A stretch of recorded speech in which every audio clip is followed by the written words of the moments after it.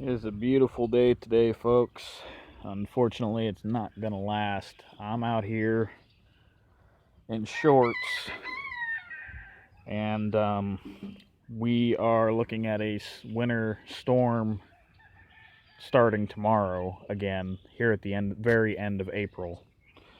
Possible snowfall of 1 to 2 inches an hour, they're talking.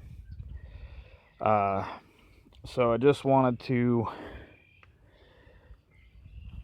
do an update video here and comment on a few things. There's a couple of my Polish roosters out here enjoying the grass. First all, Springer over at Springer's Birds wrote me last night and let me know that while his family's doing okay, his extended family was affected by the tornadoes down there in Louisiana this week. So if you could all just keep them folks in your thoughts and prayers and all that kind of thing. And, you know, if there's some way you could lend a hand, I'd say go over and get a hold of Springer on his channel, Springer's Birds, and see what they need and what you can do to help. Now, the second thing I want to talk about is the birds that I'm selling, and this Polish rooster, he's one of them. And I said this in my last update video, so I'm sorry if I'm beating a dead horse, but it really is best to just email us. Oh yeah, by the way, I'm on a crutch now. I'm not on a walker anymore. But it really is best to just email us rather than comment on the video, because comments get deleted, and not by me. And not only that, but once those birds are all spoken for, I'm going to be taking that video down, so I don't know if I will be able to access the comments, and I'd rather be able to have my emails to refer back to. Not only that, but there is a disease outbreak out west, and I kind of need to know where you're at as far as shipping, because there's certain places I just can't ship to, and there's certain places that I won't ship to because I don't want to risk anything.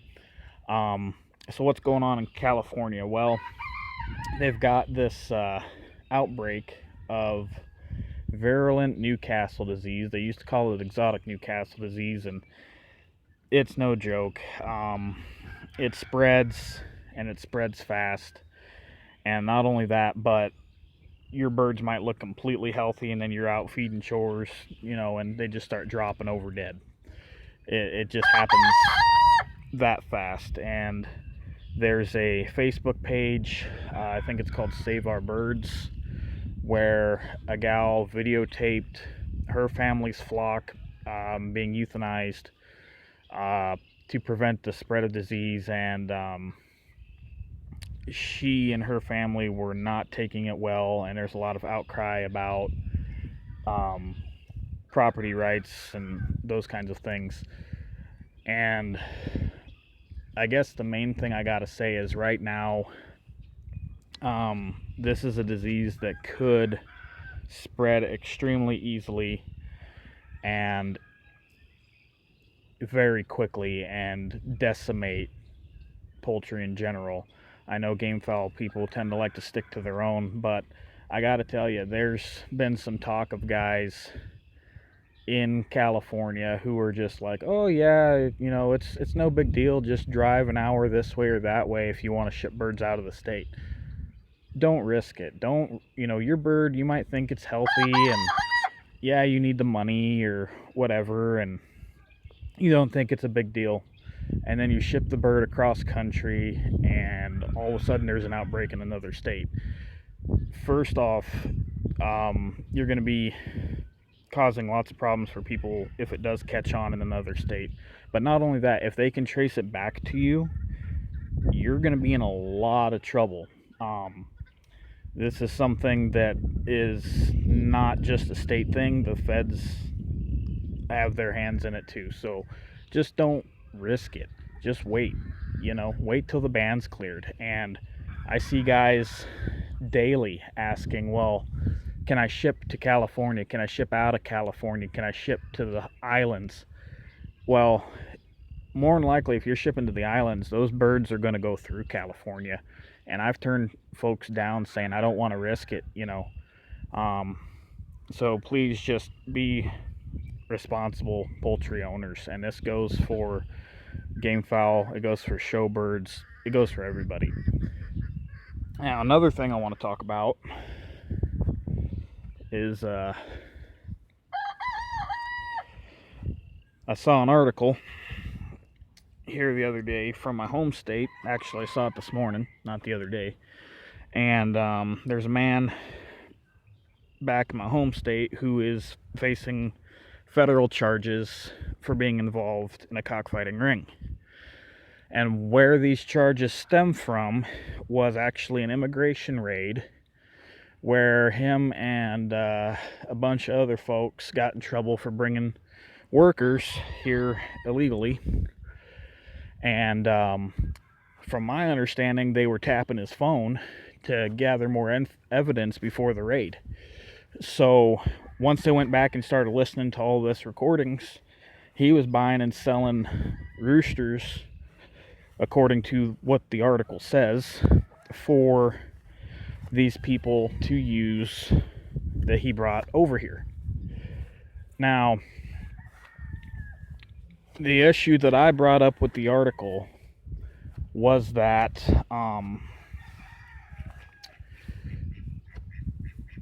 they mentioned that the roosters were dubbed and that the spurs were trimmed and that they had syringes. Now, as far as I hear, the man did plead guilty, but my issue is this. As a show breeder, I dub my birds because that's part of the standard. And I house my birds in the most economical way possible for this breed, which is I like to use tie cords and barrels. And I honestly think that it's a good option for other breeds as well. I've seen guys with American game bantams, and they have specially made cords for those little guys, you know. But what's happening is they are creating this mindset with the public that if they see roosters who are trimmed or who have blunt spurs, which any show breeder in my mind, and even backyard hobbyists, trim their spurs or clip the spurs or whatever, they think that, oh, this person's involved in something illegal, I better alert the authorities.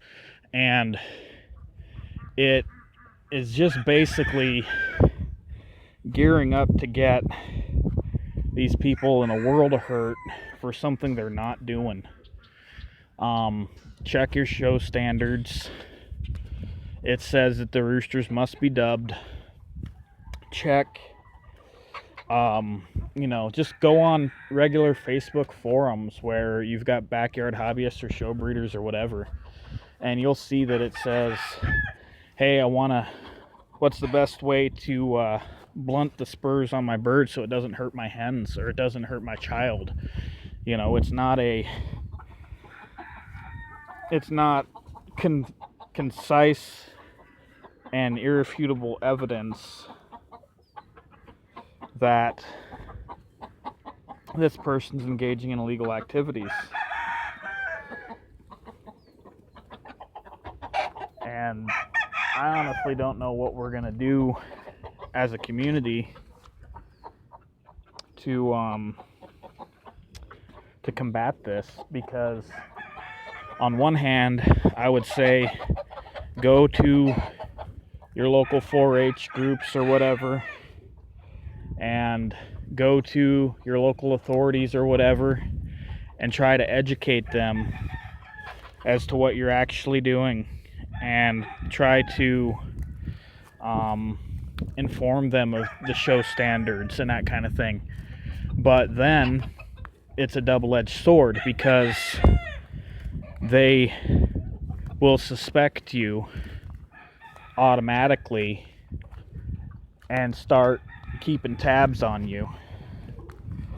I mean, that's just how it goes. You know, they're like, oh well, now that this guy's on our radar, you know, he claims he's a show breeder and he claims he's squeaky clean, but maybe he's not.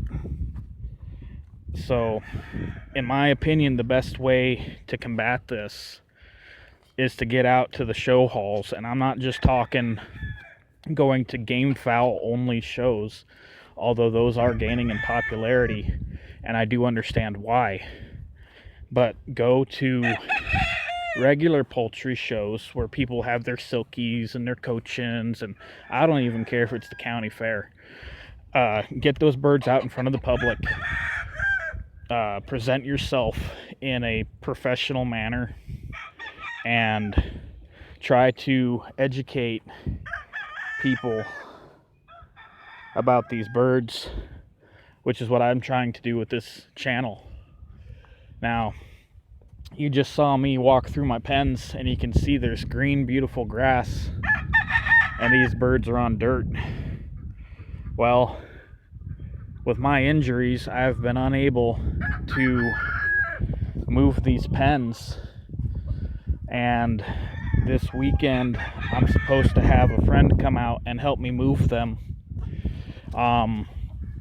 so they can get grass, because that's why I designed these pens the way that they are, is so that I can keep these birds on fresh grass as much as possible. But the other issue is we've got to do repairs to these pens. You see how that's broke there, and that's broke there, and that's broke, and on and on. What happened was when I got injured, my neighbor come over and he was plowing snow because we had a horrible storm this winter, several of them in fact. And so my neighbor come over and he was plowing a path for my wife to get to the birds to do chores, but he was using his skid loader, which was a little bit of a tight fit, and he would occasionally hit these pens with the bucket and cause the damage that you see. So we've got to address that before we can move some of those pens. And basically what I'm going to do is I'm going to take birds out of pens, move the pens to grass. I'm basically going to take all these barrels out for now. I'm going to move them over here to fresh grass so I can bring them east, you know. And the goal is just to get them to where they're fixed and we can get back to moving them like they're supposed to be. Now, you guys might be wondering how things are going here with the hatching and with my injuries. I'm going to be perfectly honest, it's the end of April and we haven't hatched a single thing yet. Basically, here's what's going on. So my electricity to the house has been power surging since before the last storm. And we had an electrician come out. He couldn't really find what was going on. Had the REA company come out to fix the yard light, and they told me what they thought was going on. And since then, we had that storm, and I haven't been able to get an electrician to come out here to fix it yet. Combined with the fact that when we lost power, our pump in our basement wasn't able to run. So our basement filled with water, not super deep, but deep enough to where our hot water heater's not working. And with my injuries, I can't really get down on my hands and knees and try to figure out what's going on. Not that I really know anything about water heaters to begin with. So here we are. It's been, what has it been going on? 2 weeks now. 2 weeks with no hot water, and at least 2 weeks with these power problems. And I haven't been able to plug in my incubators because the incubators are in the basement, and I can't get anybody to haul them up to the main part of the house for me. And with this power surging, I don't think it'd be a good idea to try and run those incubators anyway. I don't think they'd hold temperature. And I've thought about letting the game hens go ahead and set on their own eggs, but I was really wanting to do incubator hatch this year to get as many out as I can in a short amount of time. And basically, if I can't get those incubators up and into the house this coming week, I'm just going to have to let those hens set on one clutch of eggs, and whatever hatches, same as last year, which was the last thing I wanted to do.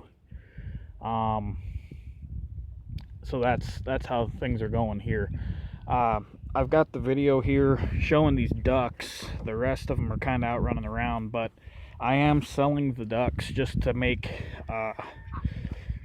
chores easier. I've got a pair of these pencils. These are all runners. The hen is running around right now in a group that has a gray drake with her. I've been trying to catch her, haven't been able to. Over here I've got a trout hen. We're nursing her. She's got a little bit of a sore foot. But I've got, I think, 1 or 2 more trout hens, a blue trout hen, a blue fawn hen, a black hen, 3 gray drakes, and I want to say 5 gray hens. So those are all available, as well as the Polish rooster.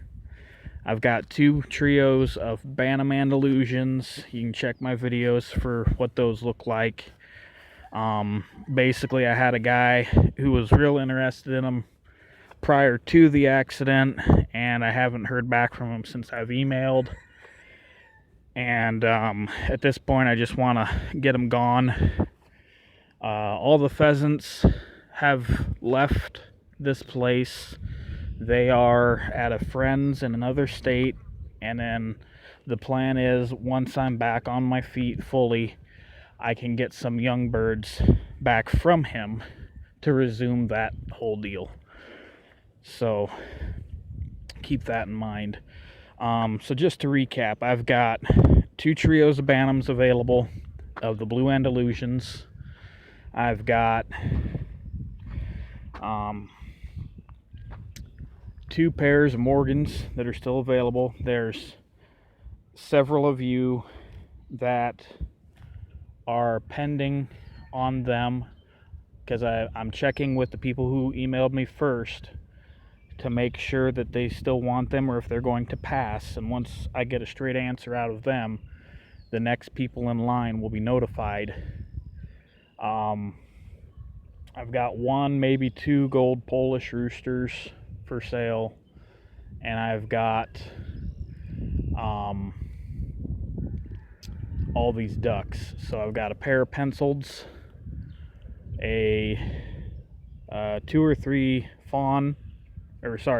trout hens, a blue trout hen, a blue fawn hen, a black hen, and a group of grays, all available. And I do have shipping boxes for some of this stuff, but I don't know if I have shipping boxes enough to ship everything. So we'll just have to play that by ear. But anyhow, I hope that you are all doing well. I'm sorry this video was so long. There's just a lot of things I wanted to cover in it. And again, keep Springer and his folks in your thoughts and prayers, and I hope the rest of you all are doing quite well. So thank you.